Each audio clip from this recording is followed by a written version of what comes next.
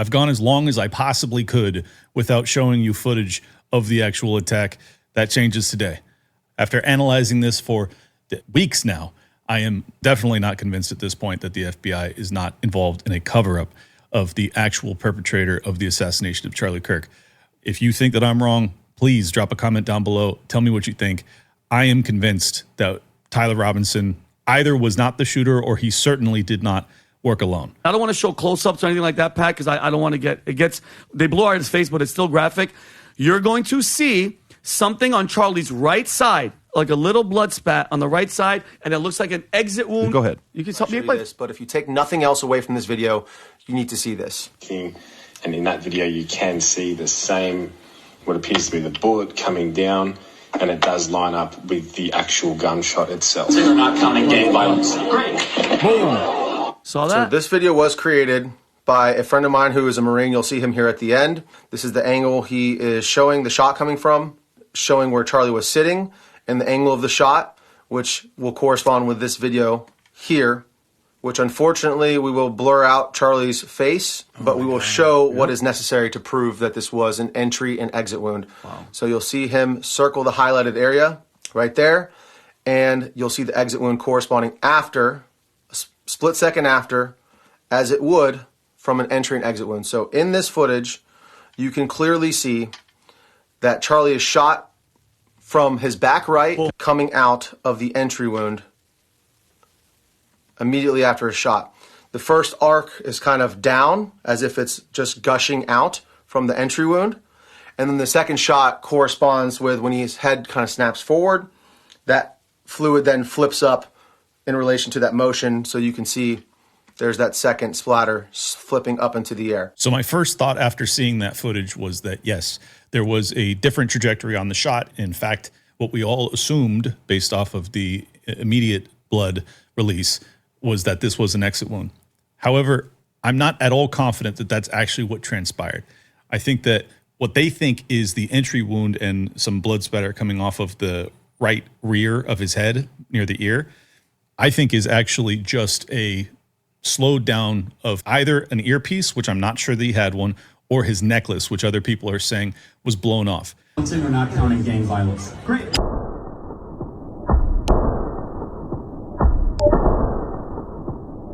Great.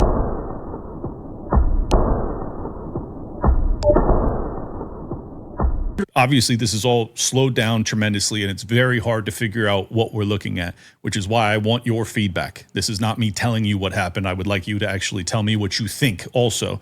But it looks to me as if, in fact, there was a charge underneath his shirt.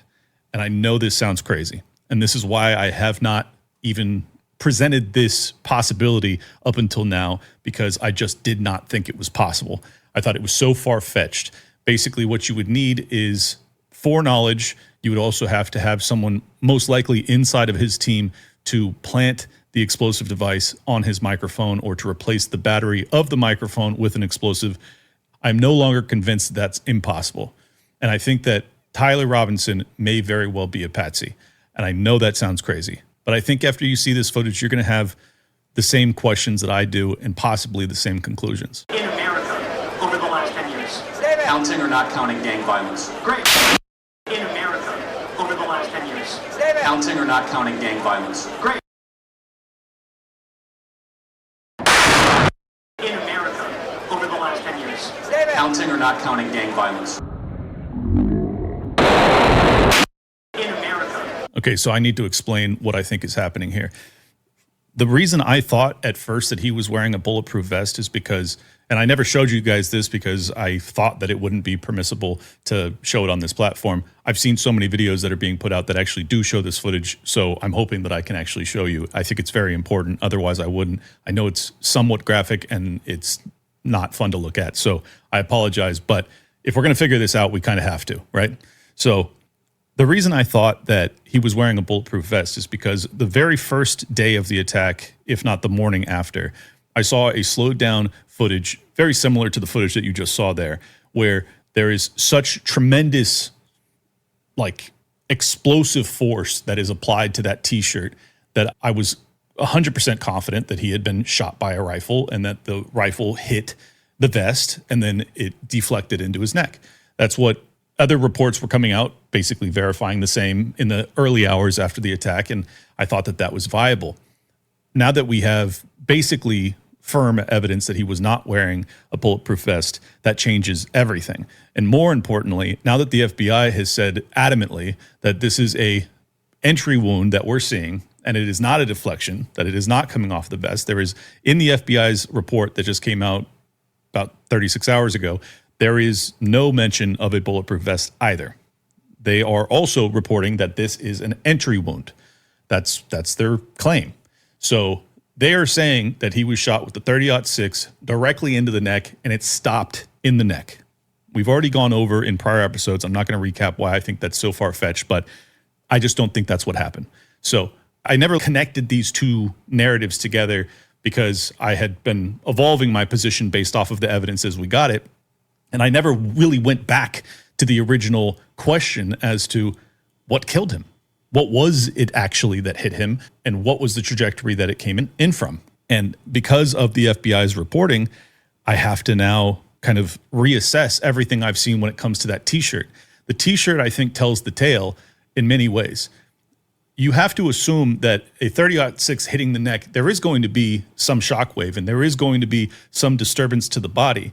But to see such a violent shockwave that goes across that entire T-shirt, I don't think that that would happen from a 30-06 hitting the neck. I cannot imagine that violent shockwave coming from a direct shot to his neck with no contact with the T-shirt whatsoever. So then I thought, okay, well, maybe it's a product of his microphone being hit by the bullet, but there is no exit wound. So there is no point at which the bullet is hitting his microphone at all. I mean, according to the FBI's reporting as of now, the round itself goes directly into his neck, lodges in his neck. There is no contact with the T-shirt. Say he had the lav mic wrapped around his head and then down into his shirt, it would have maybe came out the back of his neck, hit the cord of the microphone, thrown it off. These are all the thoughts that I'm having as I'm trying to analyze this. Turns out, no, there is no exit wound, as confirmed by Candace Owens, who saw the footage from the TPUSA employees. She says there's no blood from behind. So that means there is no exit wound. That's also confirmed by the TPUSA employee who talked to the coroner, and he says the same. Charlie's neck is, steel. His bones are steel, and therefore it did not come out. So why the fuck is everything exploding off of him like that? Why is his T-shirt having this explosive force, this incredible shockwave that comes up that launches like this? I mean, the shirt goes all the way up like this. Why? How is that possible? From a single round being fired, hitting directly to the neck, not coming out the back, not hitting anything else. How do you have such an incredible shockwave across that T-shirt? You don't have an answer to that because the FBI's narrative is a lie, in my opinion, at this point. I can't come to any other conclusion, and I have tried. I spent hours thinking about this. I spent hours going back and forth with Grok, actually, trying to come up with any reasons that what I'm seeing is wrong. And even Grok agrees with me, which is crazy, because I was like, Grok is certainly going to lean towards the FBI's narrative. All AI leans towards kind of official narratives. They don't ever really consider alternative ideas. And that's not what happened. Now, I'm not saying that Grok is some authority figure that is actually giving me the truth on any of this, but it does have the capacity to scrape the FBI's report and contrast it with the questions that I'm feeding to it. And at this point, I really think I'm right. I think that this is not what happened. I don't think Tyler Robinson fires this shot. So what did happen? And this is the theory that I first saw probably 72 hours ago, that the lavalier mic had an explosive in it. I'm still not 100% convinced that that's what happened. I don't know for sure. But I do think that we've seen enough visual evidence through slowed down footage to have a sincere question as to whether or not that is what transpired. And in my opinion, this is the reason that we have not seen Tyler Robinson in the prone position actually firing that shot. If you've looked at the surveillance footage that shows him running off the roof, it should show him lying prone with the rifle and taking the shot. That has not been released. The footage starts right after that would have transpired. I think that the reason that they're not showing that to us is because you don't see him actually lining up that shot. That's my guess. If they have it, by all means, release it. That would absolutely assist in putting some of these theories to bed. But as of now, I think that's the reason that we haven't seen it, is because it didn't happen. I really don't think it did. Now, that doesn't mean that Tyler Robinson wasn't involved, and it doesn't mean that he wasn't a patsy. I don't know what his role is at this point. Some people are theorizing that the device that was basically paired to the Lavalier could have had a sound mechanism, a trigger from a gunshot. So if there is a shot fired, because this is a very important thing to remember, there is no round discovered. There is no actual bullet that has been confirmed having been discovered. We don't have any match also to the rifle, which just so happens to be over 100 years old, and therefore it has no registration and no serial number, and also cannot be matched to the round, even if it were to be found. That's what they've said. I don't know if that's true, but as of now, we have zero confirmation that it was actually a 30-06 that hit Charlie Kirk. We have zero confirmation that the round has been found itself. And at this point, I think we have to start asking the really serious question of whether or not that was actually what killed Charlie Kirk. And I'm not convinced that it did. So I think that sniper that the PBD crew was talking about probably has this wrong, because what they think is the entry wound is probably not that. I think it's either the necklace or the earpiece flying off backwards, and in slow-mo, he's assuming that that's actually the entry wound. I don't think that's what happened. As of now, as crazy as it sounds, I think the most probable answer is that, in fact, there was some sort of explosive charge that was attached to the inside of his T-shirt, be it the Lavalier or some other device that was underneath there. I can't come to any other conclusion based off of the evidence that I have presented to me as of now. Let's finish this out. In America, over the last 10 years. Counting or not counting gang violence? Great.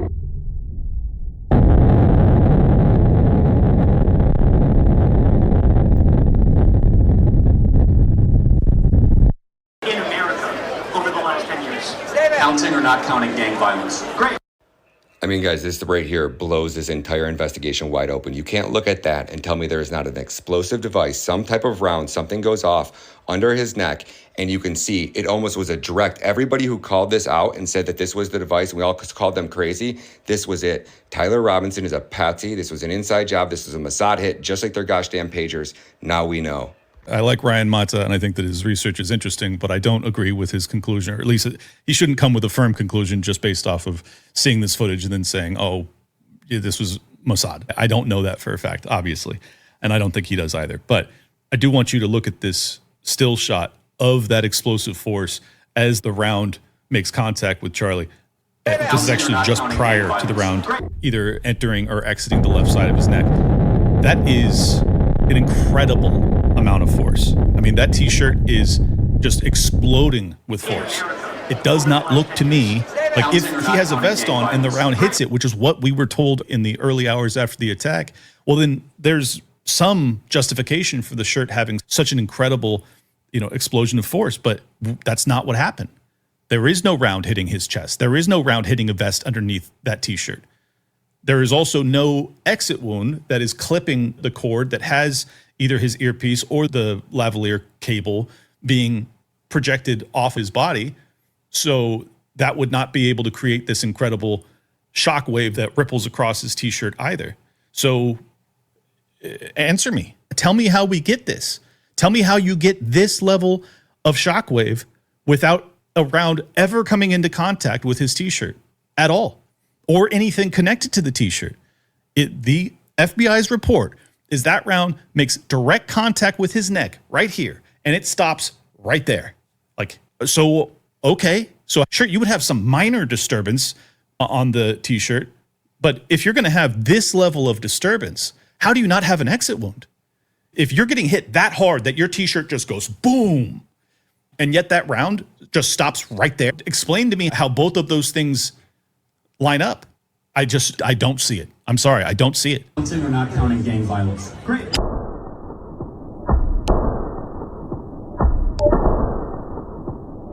Great.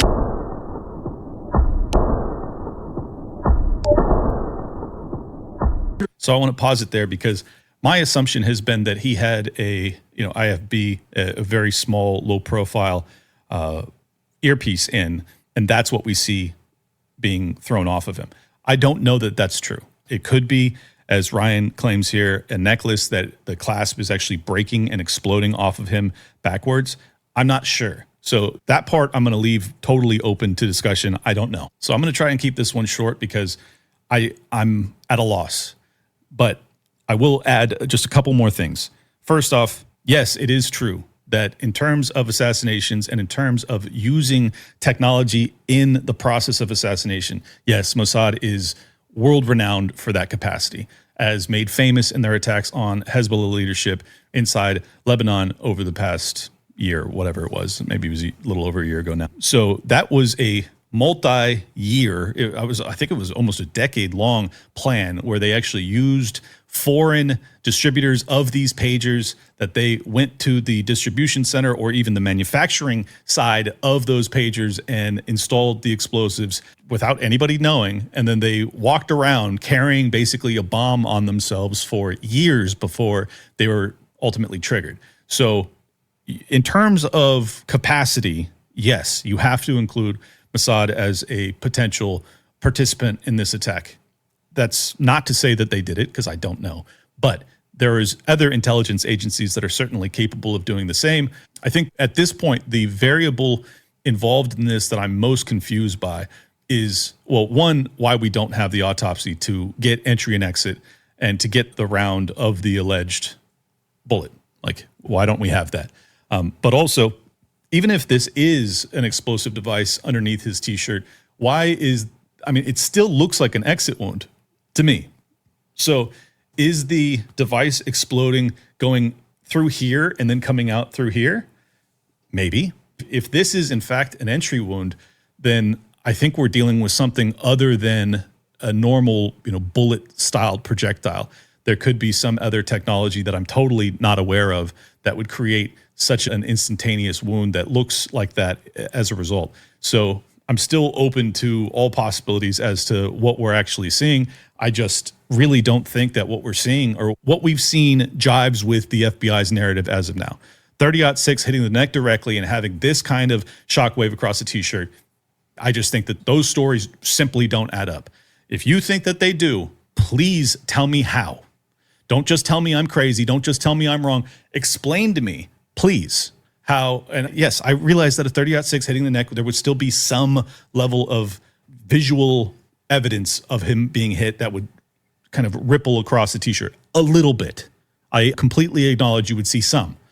I do not, for the life of me, understand how you get a T-shirt, you get hit here cleanly, it stops in the neck, and then the entire chest just goes up like that. It looks to me like the explosive force is coming up from inside the shirt, up towards the wound. That's what it looks like. Tell me why I'm wrong. For the record, the other reason I didn't talk about this, other than the fact that I wasn't sure I could show it to you, was because I don't want to go down that path. I don't want to think that this is an intel operation. I don't want to think that we have either our own intel agencies or foreign intel agencies actually involved in taking out people that I consider to be colleagues, like Charlie Kirk. So, oh man, I hope I'm wrong. And I hope that after you guys watch this, you guys will actually drop comments down below and with genuine explanation as to how you get this explosive force from the T-shirt with it not ever making contact with the T-shirt at all or anything attached to the T-shirt based off of the FBI story. How does that happen? Tell me. I'm begging you to tell me, because I cannot make sense of it. So then just one final closing note. I thought to myself, well, doesn't that seem way too complicated? If you're going to commit an assassination of a high-profile figure like this, why would you not just actually shoot? Like, you got a patsy up there with his rifle, allegedly. We still haven't seen that. And he's taking the shot anyways. Why not just let him take the shot? And I asked Grok about this, because I don't know. I'm not an assassin. I've never put myself in the shoes of an assassin as to planning out these things and why it would be rational. And it gave me a list, kind of a laundry list of potential reasons. One would be that it's much more challenging to make sure that you land the shot and actually land a shot that would be lethal, as evidenced by so many assassination attempts against presidents and other public figures that failed.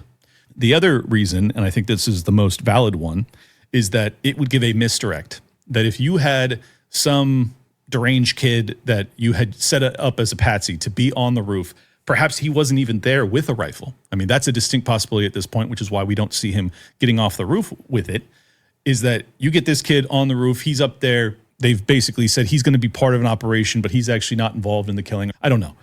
But the reason you would do it is that you would then have a kid that you can basically have take the fall. And in the meantime, everybody who's actually responsible gets away scot-free. This is the whole idea behind Lee Harvey Oswald, that he wasn't the shooter, but whoever was got away with it.